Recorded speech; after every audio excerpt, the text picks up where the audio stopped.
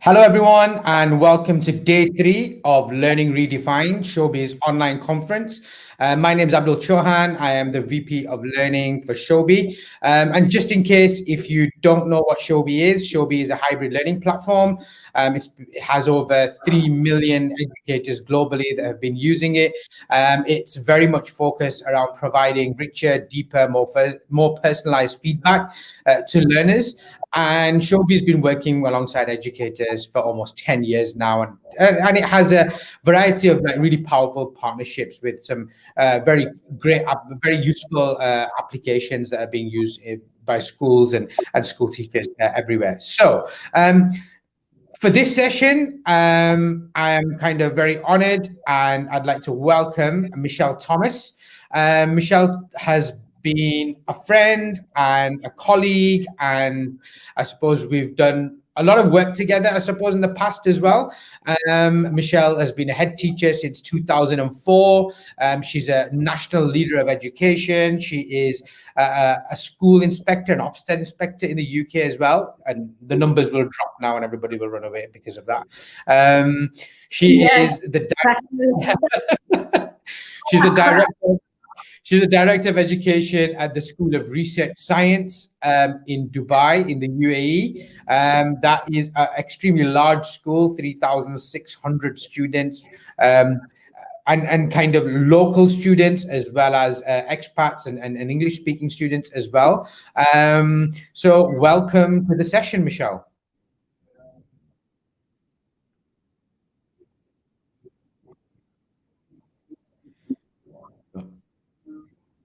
Okay, I think we've got a bit of a delay. Great, thanks, Abdul. That's a nice introduction, isn't it? Yeah, so hi, I'm Michelle, and as Abdul said, we've known each other for a while. We have got a bit of a delay. So we met quite a few years back, I think, when we were in Bristol, and we were both doing a talk at for a group of head teachers. And I remember walking outside and seeing Abdul's car, and I thought, one day I'm going to have a car like that. And guess what? I still don't have a car like that. So one day, Abdul, I'll be able to have that same car you had. Michelle, tell us a little bit about, I mean, one of the things that we're trying to do with the leadership sessions is to try and get an understanding of your kind of trajectory, where have you come from, what your background is, and how have you ended up where you are now. So tell us a little bit about your kind of history in education. How did you get into education? And what's your kind of background? Okay, fine. Yeah, so obviously you may still hear a twang. I'm actually Australian. So I ended up traveling the world, as most Aussies do, and to try and see the world, and ended up in London. And I can tell you, it was never in my dream to stay in London, coming from Sydney, Australia, but ended up staying. And I was taken, one of the very first schools I worked in was in the back end of Peckham. So I really earned my stripes, I can tell you, in London, and then graduated through the troops, really, in the roots, and never went back home. So, and then ended up in Dubai nearly 2 years ago now, working for a very large school here, for a British school abroad. But prior to that, I'd always worked in government schools, and I'm quite passionate. Interestingly, now I work for a private school, but prior to that, I've always worked in, local authority schools, in government schools, because my background really is this idea, this, unfaltering idea that many of us in education have, that we go in to make that difference. And, one of the things I'm passionate about, I guess what led me to technology was equitable, having a sense of equality of an experience. And I think that's something that has always kept with me through the use of technology as well, and sort of brought me on the journey to where I am today, really. Okay, that's wonderful. That's good to know. And before we get on to SRS and the School of Research Science and the kind of work that you're doing here at the moment, I know you had kind of quite an exciting journey in your previous organization. So tell us a little bit about that, like the context of that organization, and then we'll be able to compare with where you are now. But what was that like? And you know, when you arrived there, I know it was a collection of 3 schools, and that journey. Tell us a little bit about that. Okay, yeah, that journey, I led a group of schools in the middle of Hackney in London for 10 years. 3 schools, I was their executive head. I didn't start off with 3 schools, you know, I had one, and it was a school that was a failing school at the time. It was in special measures, and, you know, we took that school on a journey, and it was actually the second school that we took and joined with us, where I guess my day with technology came, because it wasn't something that I deliberately looked for. It wasn't something that came. It ended up being, and it's a funny story that, you know, I told quite a few times, where actually I was in a school. It was a failing school, the second school we took on, and we had no money. And I remember sitting at the business manager's door on a box, a big black box. And my husband actually is a builder, and he has many of these boxes that he keeps his tools in, and, you know, moves them from, unfortunately, in my house, around the house a lot of the time, because that's where he stores things, much to my disgust. But what I was on this black box, and at the time I was saying, you know, head in my hands, speaking to the business manager, saying, I don't know what I'm going to do. We've got no money. I need something different. And then I said, you know, I can't even understand why we can't even store things properly in this school. Why have we got a toolbox sitting in your office? And she was like, Michelle, it's not a toolbox. Open it up. And I opened it up, and lo and behold, in that box was 30 iPads. Now, I'd been in that school every day for 8 months, and I can tell you now that box had never been opened. And I think that started my journey. That started my journey with technology, because I was like, okay, right, what am I supposed to do with these things? And it really tells you a little bit about, you know, how the why is so important. What had happened, you know, the local authority at the time had decided to put technology, because it was going to be this golden nugget, this silver bullet that was going to change all the lowest performing schools. So the lowest 10 performing schools in the area got 30 iPads. And guess what happened? As I said, they sat propping up a door. They were a really expensive doorstop in the school I was in. And that's where my journey started. And moving it on a few years, the 3 schools, we took on another school after that, and the 3 schools became the first group of schools in the world, and I think they might still be, to be all awarded Apple Distinguished School status at exactly the same time. So we were a federation of 3 primary schools in really challenging circumstances that were awarded that. So it's a journey. It was a journey for me, because I was not techie. I was never, and I wouldn't say I'm tech savvy, but what I saw was the transformation of learning that was possible. And I think, you know, that group of schools has a motto called the power of choice. And that's what, you know, was the backbone for us in terms of our digital, and became then the mantra in the school. That's what provided an experience for us that made such a difference, and still does today. It's a very successful group of schools. Wow, that's quite a story. I'm going to come on to the technology sometimes being considered the nugget or the solution, right? And we will discuss that later on. So that was your previous school, and now you're in Dubai. You've been there for 3 years, 4 years. Well, I was here. Been here full time for 2 years, but prior to that, as part of inspection work, I was coming over to 3 times a year to work and sort of do school improvement work for the school. So I knew the school for a few years prior to that, but full time 2 years.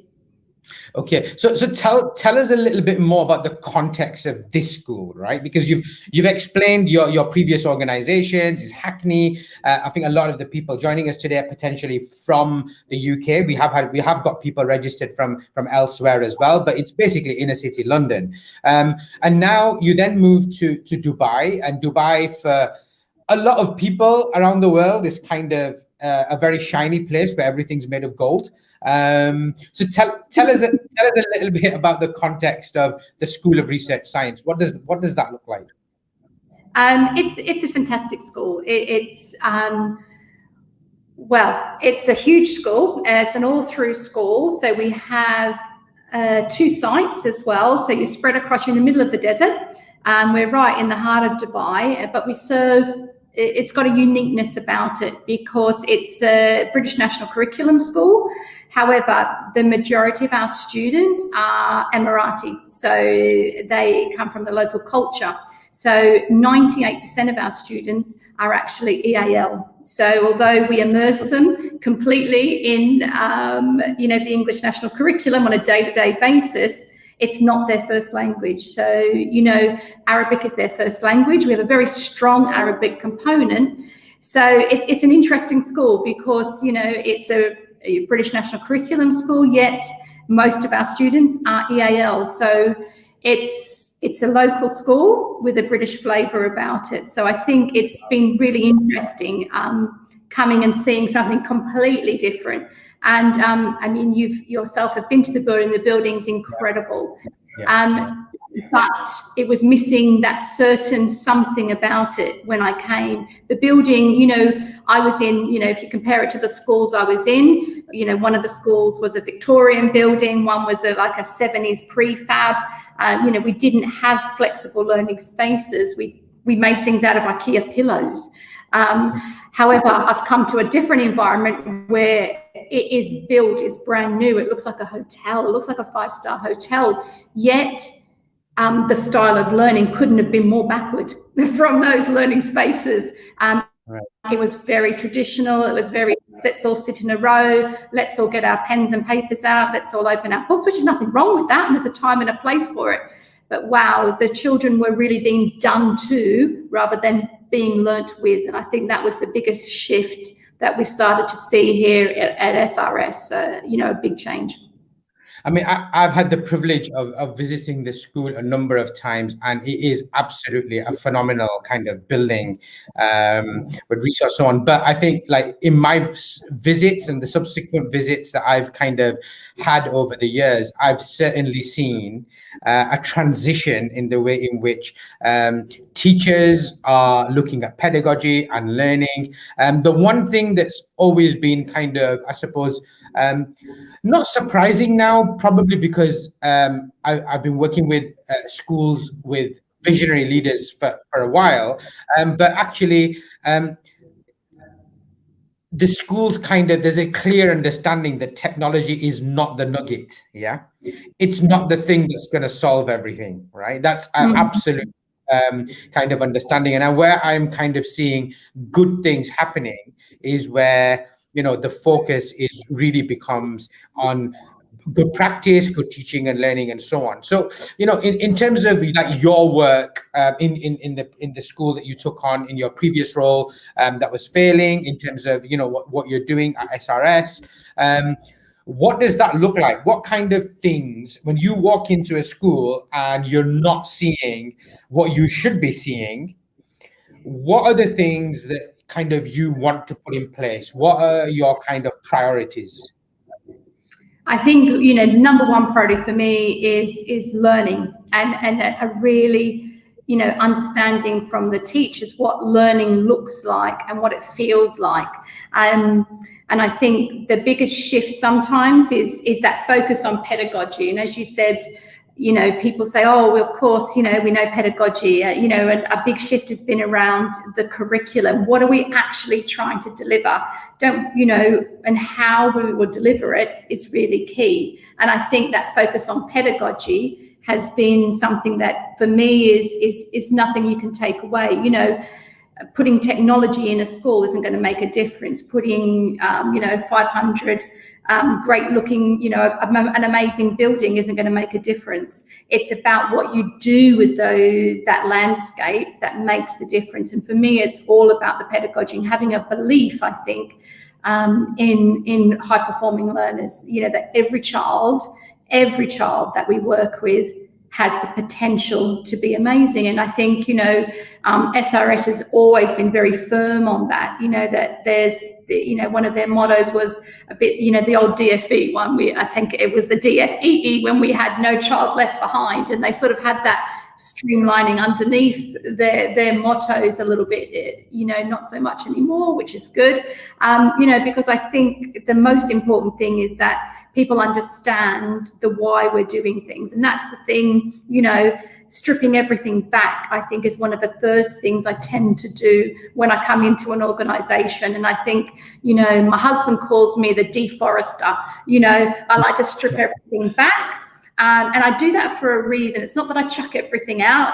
I don't at all. It's about just pushing back what's there, because sometimes there's so much there, and that's half the problem. There's too much there. There's so much going on in, pedagogy, and the way we have behavior, and the way we're going to do this. And, and I'm fairly organized, and sometimes I can't work out what's going on. So I think, streamlining is something that, that I've always been very big on, and doing very few things, but doing them very, very well. And I think that's what makes great organizations. If you look at all those organizations in the world that are high performing, they're there because they do a few things, but boy, they do them well. And I think that's the mantra that we always take.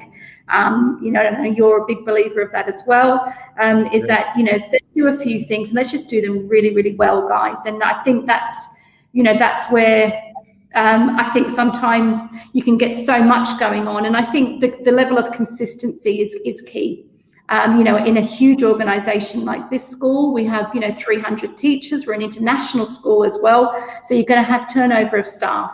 So you have to have a level of consistency, but that doesn't mean it's a straitjacket. So I said, nothing's about a straitjacket. It's about having a consistency of principles, but how you interpret those principles, that's up to you, but you've got to have that bedrock of pedagogy first. So, okay, so we invest in pedagogy, we get the teachers on board, we get them. We make sure that the teachers have had the right kind of training, that they understand cognitive science, good practice, and so on. So when technology is introduced, as a leader, what are your expectations from technology? It's a significant investment, and I'm sure it is in a school as large as yours. So what do you expect back in return when you invest with technology? I think it has to streamline. So we're looking at what we're streamlining. By bringing it in, we're usually making something quicker and faster than what we did previously. So, we're not marking 100 books. I've got some of my secondary teachers that see, over 200 students in a day. Can you imagine that workload if I said to them, everything has to be marked, I want this, I want that, it's just not going to be sustainable. So it's about, why are you bringing it in?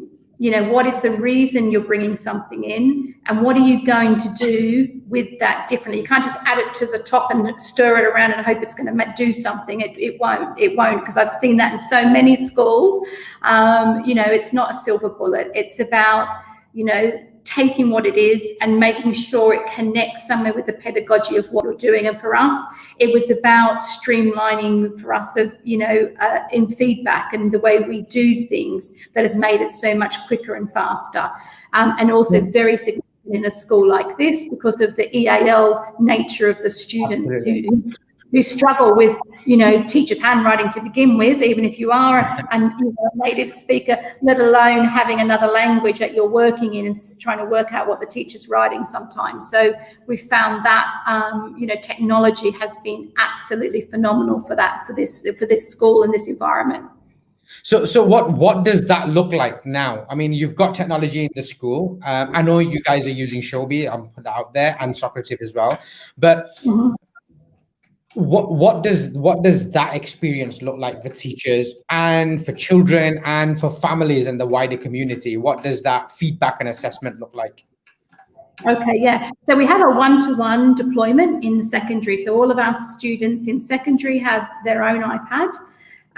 which the school provides. And I think that's the key thing. Even though we're a private school, it's not a requirement for them to buy one. We provide it, because for us, it's like providing textbooks. It's like providing, a pencil case. It's part of that learning package, really.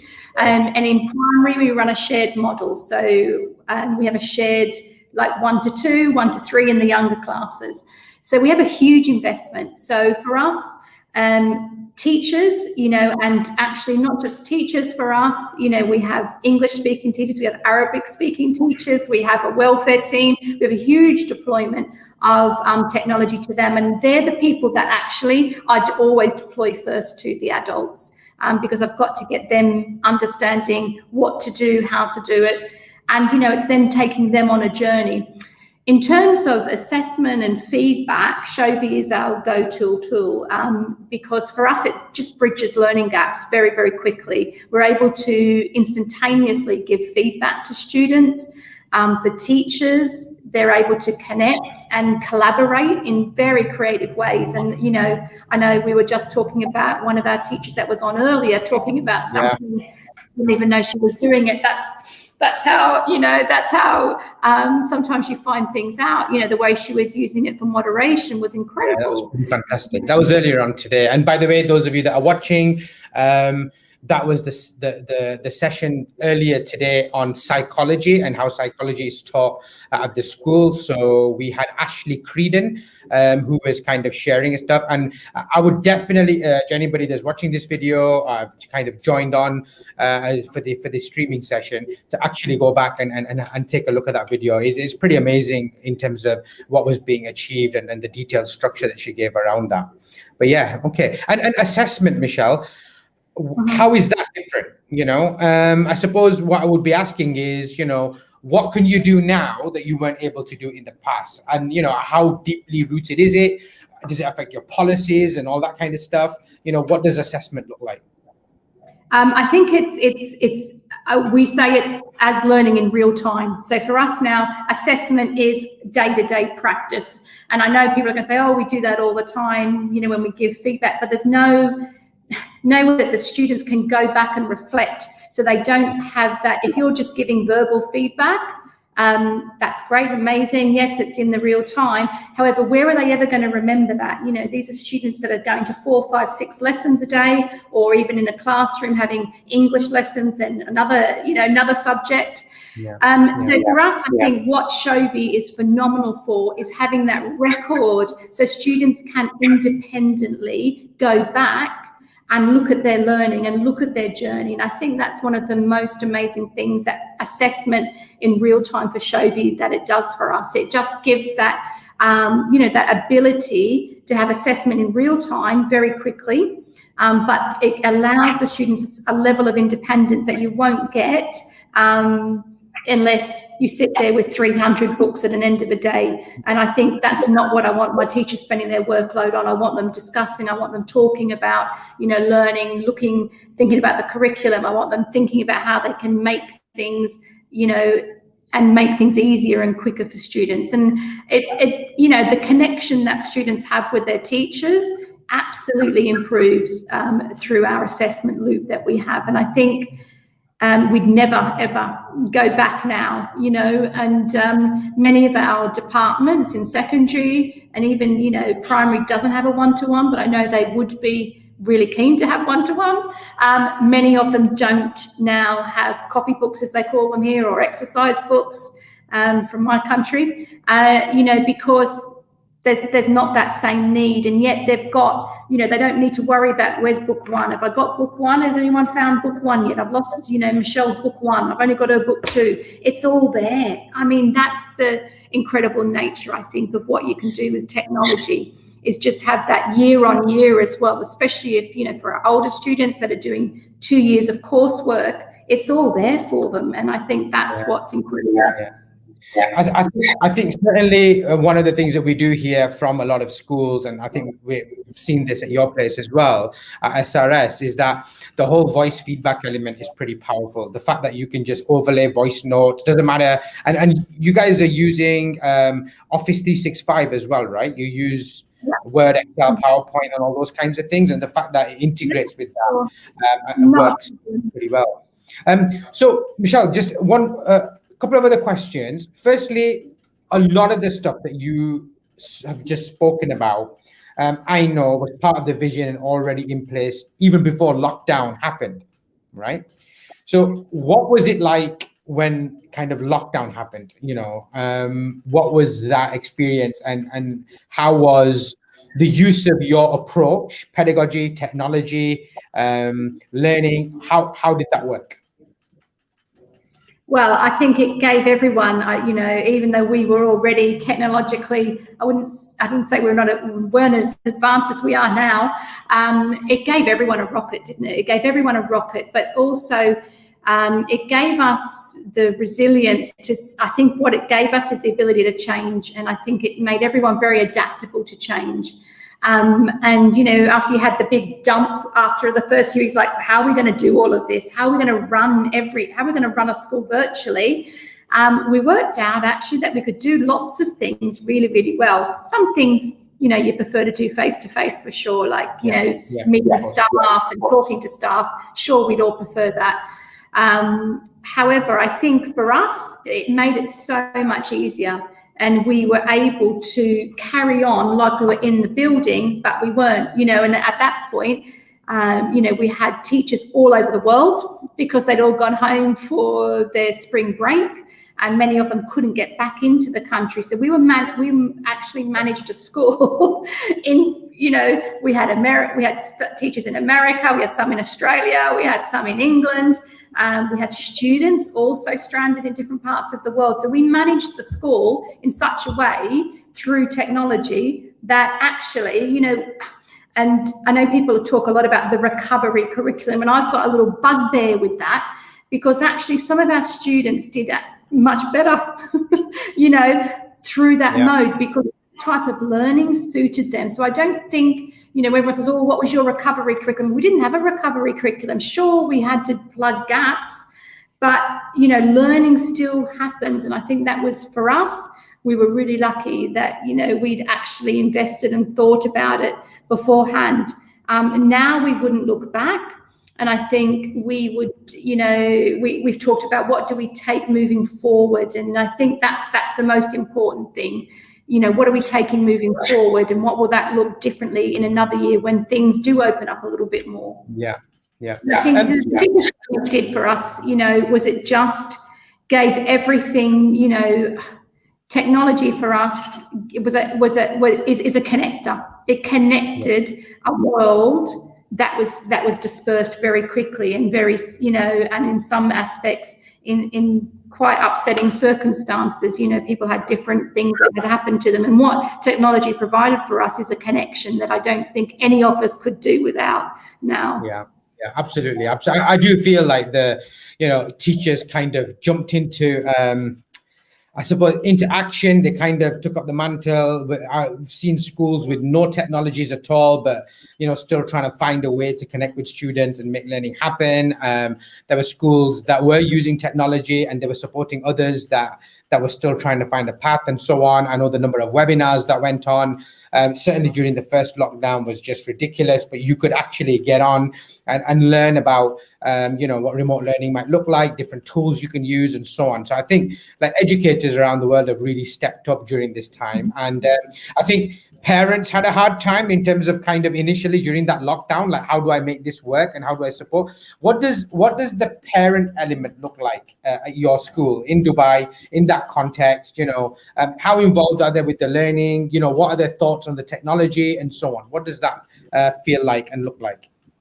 I think the local families, and they pray are very high. They put a very high regard in education, and so they want, they expect certain things, as many parents do. But what they see now, I guess when we first introduced iPads prior to lockdown, they were all a bit like, we don't want our children playing games all day, especially the younger classes. The parents were like, oh no, we don't want iPads. We don't want them on technology all day. We've got enough of that when we bring them home. So I guess getting them to see it as a learning tool has been key for us.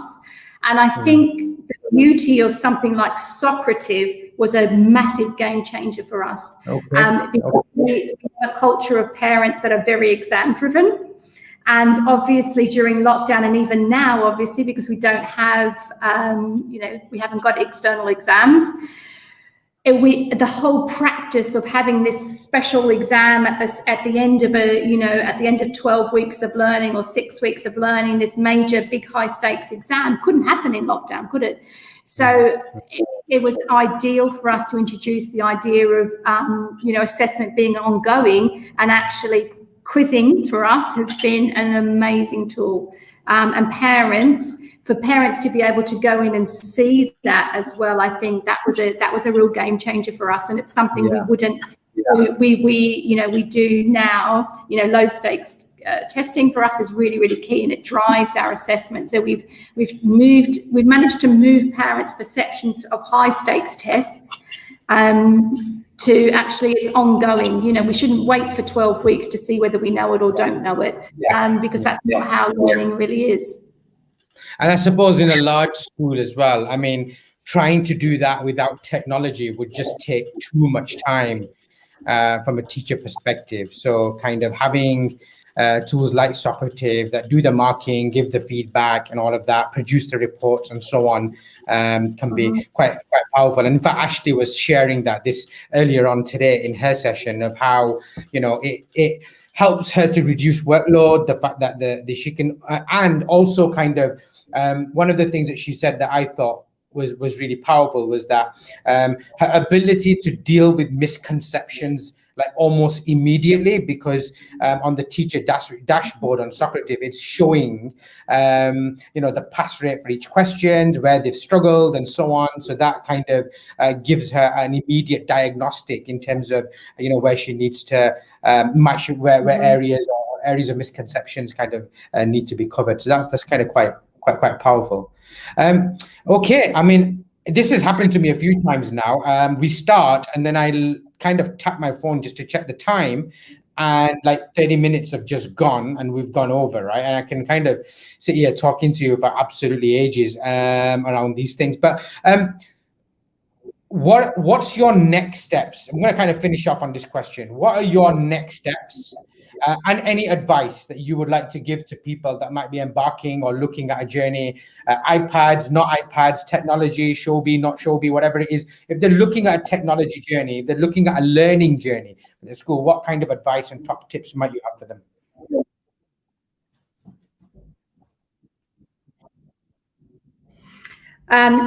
Obviously do it, because it was never something that I was like, oh, this was in my vision and my, in my sort of mantra of a school. I think, go and see it in action. I know it's harder now because of lockdown and, just the COVID regulations, but, many schools open up. If you're in the UK, you've got the EdTech demonstrator hubs, go to Shacklewell. It's one of my old schools, and it's a great EdTech demonstrator hub. But there's, they're there around the country. They're there to show you some ideas of how it works for them, and you've got to make it work for you. And I think just make it really simple. We chose iPad because it was intuitive for us. It was simple. It didn't have everyone. Most people know how to use that application, and it wasn't hard for students. They weren't going to have an interface of a child and then a different interface if they logged in as somebody else. For us, that was really key, that they actually had the same technology they would have if they were an adult working in a business. And I think that's because that's, the belief of having that lifelong journey of learning. Why give them something that's a pretend version of something? For us, it was, no, we need, they need to have the proper stuff. They have to have the proper kit. And what I would say is just take it one day at a time. And we had a very, strategic vision. And some people, people say, how did you get all the staff on board? And I said, it's like anything. Everyone comes to it with different points, and that's fine. You don't ever go into a class as a teacher and have 30 students at the same point of learning, never. And I think that's what you've got to remember when you bring in a change, something like technology as well. And everyone eventually comes, I can tell you that. They all eventually do. And you've got to respect the level that they're going to be working at. And I think, we talk about things like the summer model. You're never going to have I'd love to go and see the place if it was there, but not every staff is going to be working at that redefining point. And that's okay. And I think that's where some schools get a bit upset sometimes, and they're not all redefining learning. You don't want everyone redefining learning. You want everyone working at the capacity they're there and supporting them to get better. And I think that's the mantra you've got to have in a school. And just, never make the mistake I did. I mean, I think we had in my first load of iPads, I can't even tell you how many screens of apps we probably had. I don't know, I lost count. We had an app, you named it. And that was obviously the wrong thing, because it never then took off. No one knew how to use them. No one knew what to do with them. You had to scroll through so many pages, subfolders, we had it all. And what we learned was just take a couple, look at the ones that are going to make a difference across the curriculum, because that's when you'll get staff buy-in as well. If they can take one app, learn that app well, and use it in all of the subject areas, that's when you're redefining and making learning happen. And I think that's what I'd say. Wonderful. And it doesn't have Perfect to be costly, finish. And I think there's things out there to do. Brilliant. Thank you very much, Michelle. That's amazing. And you've a couple of things there. You keep it simple. You don't need to make it complicated at all. Let people grow, invest in your staff, and develop them. You mentioned about the EdTech demonstrator schools are in the UK. We've actually got for the next session that I will be doing, it's actually a group of EdTech demonstrator schools and leaders from those organizations that are going to be speaking on the panel session. So, those of you that might want to kind of join that, feel free to kind of come along and have a look at that. Okay, thank you very much, Michelle. Thanks for taking the time out. I know it'll be much later on in the day over there. And, your kind of wisdom, your insights have been kind of very much appreciated. Thank you very much. Thanks, guys. Have a great day.